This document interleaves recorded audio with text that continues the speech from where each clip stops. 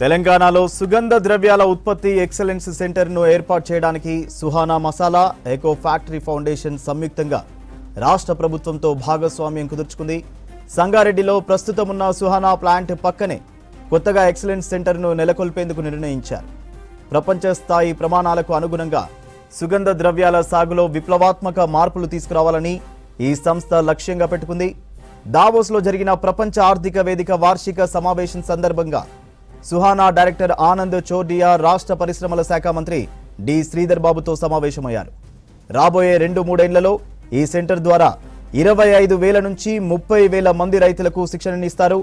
సుగంధ ద్రవ్యాల నాణ్యత మరియు వ్యవసాయ పద్ధతులను ఆధునీకరించే నైపుణ్యాలు అందిస్తారు.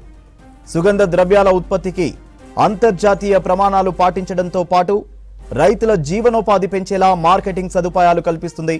దేశంలోని అతిపెద్ద మిరప ప్రాసెసింగ్ యూనిట్లలో ఒకటైన సంగారెడ్డిని ఈ సెంటర్ ఏర్పాటుకు కీలకంగా ఎంచుకుంది.